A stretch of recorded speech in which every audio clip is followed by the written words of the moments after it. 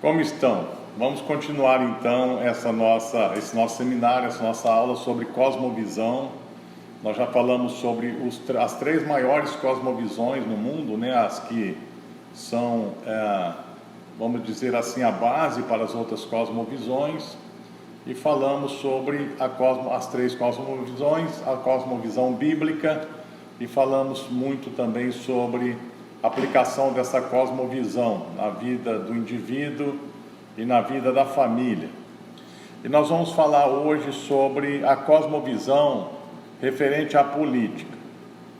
A política é algo muito importante para o ser humano, né? A política, ela consciente ou não, todos, né, vivem baseados em relacionamentos que tem a ver com política. Política é o cuidado da polis, né? Mas também a micropolítica é o relacionamento familiar, as tomadas de decisões, né, entre marido e esposa, família, entre qualquer associação de seres humanos é necessário entrar num acordo, né? Então isso tudo tem a ver com a política, ou seja, administrar, cuidar da melhor maneira daquela sociedade.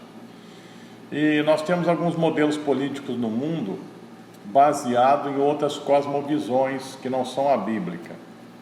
Por exemplo, a cosmovisão materialista, secularista, ela tem em muitas nações do Ocidente como base a Revolução Francesa.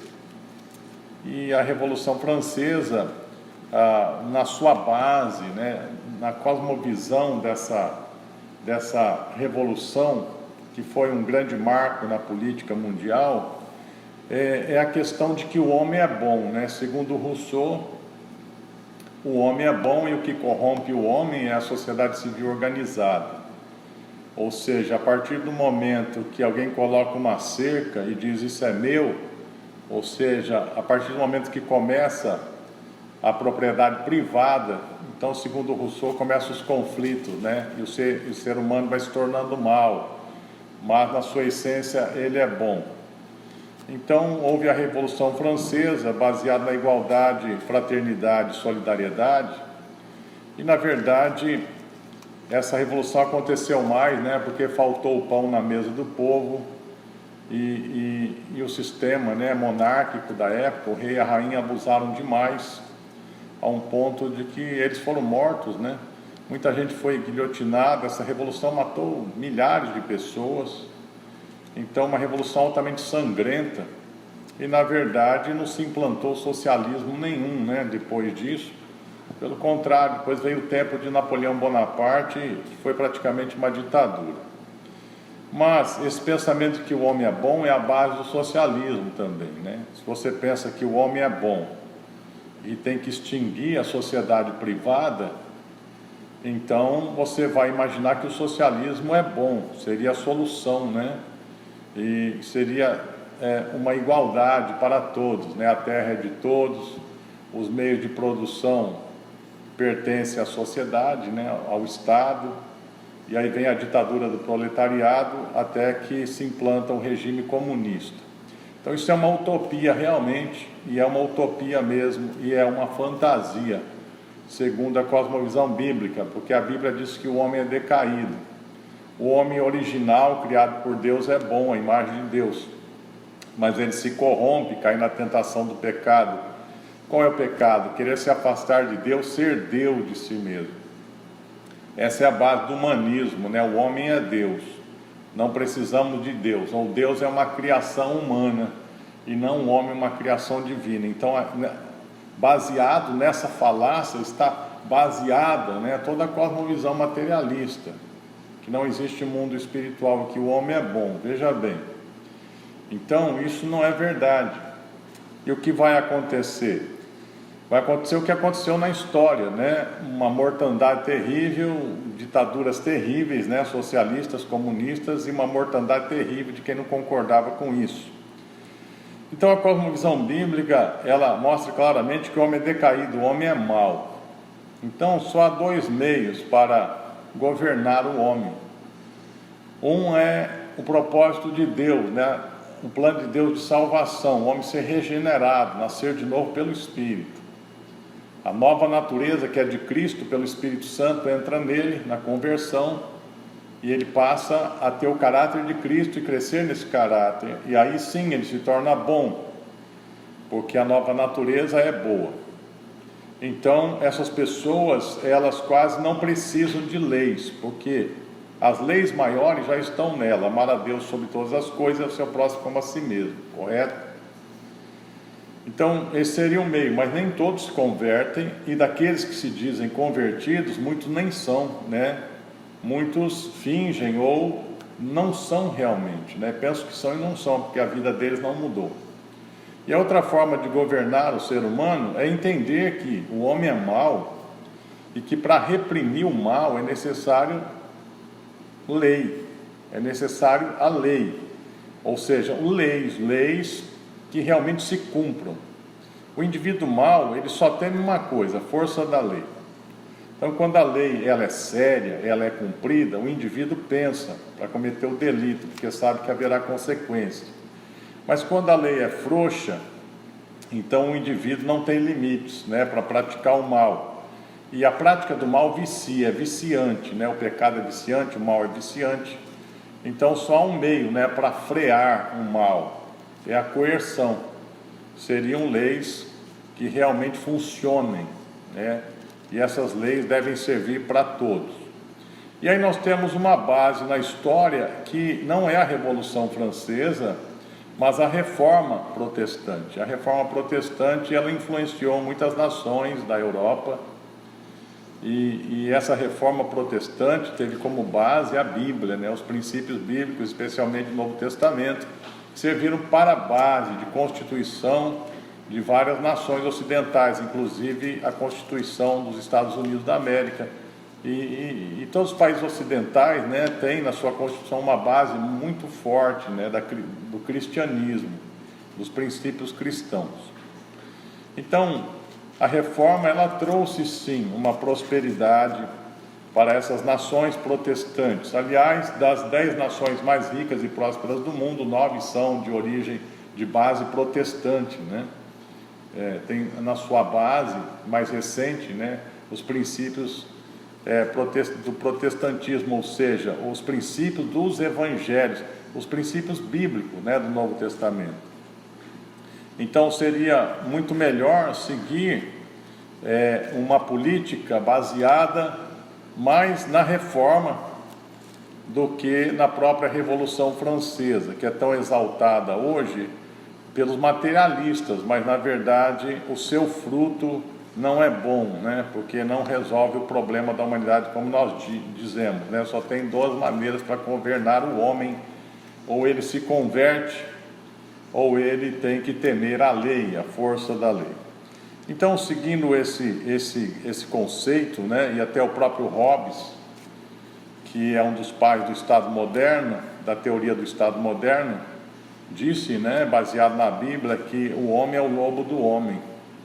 Ou seja, o homem, ele faz mal para o próprio homem, então ele precisa de um Estado forte para trazer segurança. Então, a primeira grande função do Estado é segurança da sociedade. A primeira coisa que se espera de um Estado é que ele traga paz e segurança à sociedade, né? E que depois ele também desenvolva, baseado nisso, a proteção das fronteiras, a força militar, para poder reprimir algum ataque do exterior, as relações internacionais. E o Estado também, com certeza, né, faz muito bem de atuar na área de saúde, na área do ensino, né, escolas públicas e infraestrutura. Então, essas atribuições devem ser realmente do Estado. Agora, a produção de riqueza não deve ser do Estado, né? Porque o Estado, baseado numa cosmovisão bíblica, ou na cosmovisão dos reformadores, ele deve deixar livre, né, a livre iniciativa a produzir riqueza, a criatividade do homem, né? Ou seja, a sociedade privada. Ou seja, o setor privado é que gera riqueza. Então, o homem no seu estado natural, ele é motivado a crescer economicamente quando é a sua propriedade, por exemplo. Já o homem regenerado não é apegado à matéria, ele valoriza a matéria e coloca no seu lugar. Então esse gera muitas oportunidades, né, de trabalho, de emprego. Um cristão verdadeiro, ele não se realiza apenas ganhando para si, né, ou usando os outros, né, para ganhar, explorando. Isso não faz parte do caráter cristão. Pelo contrário, todo tipo de lucro há uma participação dos que produzem no lucro, né? Então há um entendimento muito maior e mais profundo entre patrões e empregados, entre os donos, né, dos meios de produção e a mão de obra. Por quê? Porque o amor cristão, os princípios cristãos fazem com que não haja uma igualdade, mas haja uma solidariedade verdadeira. Ou seja, você fica bem com a sua consciência cristã quando o bem atinge o outro também, não só você, porque a Bíblia ensina a amar a Deus sobre todas as coisas e seu próximo como a si mesmo. Essas são as maiores leis, né? E elas devem reger as atitudes dos cristãos. Então imagine um mundo assim, né? Vivendo assim, resolveria quase todos os problemas sociais que nós temos, né? Agora é verdade, quando o ser humano decaído, ele tem a ganância como base, ele vai explorar os seus semelhantes, né? Ele vai tentar obter a maior parte do lucro para si, né? E vai diminuir os gastos, né? E nessa diminuição de gastos ele pode prejudicar a própria força de trabalho, né? Ou seja, os empregados. Então veja que é uma questão de coração, é uma questão de caráter. E é muito difícil o Estado regular isso, né? Para um extremo, tentar regular através de leis, de uma Constituição socialista. Não resolve o problema, né? Porque igualdade não existe, né? Existe a diversidade. Não tem nada igual, nem um ser humano é igual ao outro, não tem a mesma educação, não tem a mesma formação, não tem a mesma origem familiar, não está no mesmo ambiente. Então é impossível igualdade, é uma utopia total, até quase uma burrice, né, falar assim. Então, o que na Bíblia qual é a referência na Bíblia para essa questão, né? Não é uma questão de igualdade, é uma questão de amar ao próximo. Ou seja, ninguém vai ser igual a ninguém, mas um ajuda o outro, um coopera com o outro. E aí cada um vai ter aquilo que é necessário para a sua vida. E claro que uns vão desenvolver mais do que os outros, dependendo do seu esforço, né? E dependendo também da sua dedicação. E dependendo também de algumas circunstâncias. Por exemplo, tem pais que acumulam riquezas para os seus filhos, e deixam para os seus filhos, né? Que é justo isso daí. Porque as pessoas morrem e querem deixar uma herança. E há pais que deixam uma herança ruim, dívidas, né, para os seus filhos. Então veja que nessa área política, o mais próximo da cosmovisão bíblica, porque na verdade neste mundo caído não há o ideal, não existe. Então seria um sistema político que trabalha mais com a liberdade, muita liberdade para as pessoas desenvolver seus dons, suas vocações, mais oportunidade para todos poderem estudar, né? E aí tem mecanismos, né, que tentam trazer um pouco mais de justiça, essa questão de cotas, né, para a faculdade e tudo, é importante, porque na história alguns grupos foram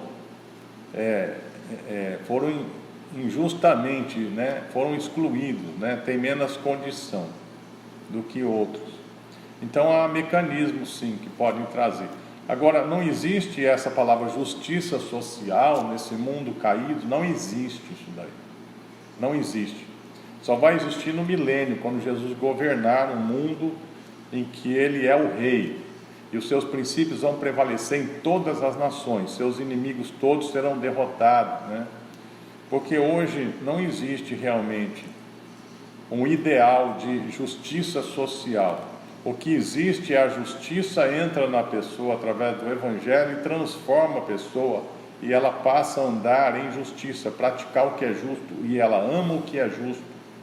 E aquele que não ama o que é justo, aquele que quer praticar o mal e o crime, então a Bíblia diz que esse responderá à força da lei. Então, politicamente falando, nós deveríamos ter leis funcionais, leis que são aplicadas a todos, né, e uma exigência para que isso aconteça. Nós deveríamos ter um sistema de produção mais livre, que as pessoas tenham iniciativa, fortalecer a iniciativa privada, e o Estado, né, cuidar daquilo que é público, daquilo que é essencial, e obviamente ele ser bastante competente nisso. Para ele ser competente, não é necessário um Estado mínimo, mas um Estado eficiente naquilo que ele deve ser eficiente, né? Em segurança, infraestrutura, fronteiras, eficiente no ensino, né? Nas escolas, na formação, e eficiente na saúde, né? Como nós vemos hoje, quando tem uma pandemia, quando o Estado é eficiente na saúde, então ele dá uma resposta imediata, né, àqueles que necessitam, porque uma pessoa quando está doente, por melhor que seja financeiramente, tenha plano de saúde, nem sempre cobrem, né, coisas mais graves. Então, obviamente que o Estado, a saúde é algo que o Estado deve priorizar. Agora, o Estado, no meu entender, no meu ponto de vista, né, de acordo com os princípios bíblicos, ele não deveria se meter em muitas áreas que devem ser da iniciativa privada, né? Então, hoje há tantas secretarias, né, para cuidar de coisas que a iniciativa privada deveria fazer, né, não o Estado. Você vai com o Ministério da Cultura, num país, né, em que as pessoas têm vários tipos de religiões, de crenças, né, artes. Essas coisas todas devem partir dos indivíduos, dos grupos, das reuniões, das associações, né? Não do Estado. E muitas outras coisas, né? Que gastam muito dinheiro e na verdade não rende quase nada, não muda quase nada, serve mais como cabide de emprego mesmo, né? Por isso que o dinheiro vai embora, e quando é necessário ser usado naquilo que é prioridade, não tem. Então, eu estou falando de uma forma assim, bastante resumida, né, a respeito desse assunto, que é um assunto também bastante polêmico e difícil de falar, porque nós estamos num mundo composto por pessoas que foram transformadas pelo Evangelho e outras são decaídas. Nós temos alguns exemplos de nações, como eu já disse, né, que elas foram transformadas pelos princípios do Evangelho. Aí os países da Escandinávia, né, que eram países pobres há 200 anos atrás, hoje são dos que têm o melhor IDH do mundo, porque houve uma transformação pelos princípios bíblicos dessas nações, né? E como eu disse, das 10 nações mais ricas e prósperas do mundo, 9 são de base bíblica, protestante, né, ou evangélica, e só uma que não é o Japão. Mas o Japão, ele recebeu uma influência, né, muito grande dos Estados Unidos logo depois da Segunda Guerra Mundial. Muito bem, então vamos parar por aqui, refletir em tudo que nós falamos, né, sobre cosmovisão bíblica e política, e cosmovisão secularista e política, porque na cosmovisão animista, a política é uma verdadeira bagunça. Geralmente ela é conduzida por ditadores, né? Porque no animismo quem manda são os espíritos, e os homens poderosos são aqueles que têm espíritos mais fortes os comandando, e eles dominam a sociedade. Então os exemplos são muito ruins, né, de política dentro de uma cosmovisão animista. Grande abraço, pastor Daniel Batistella.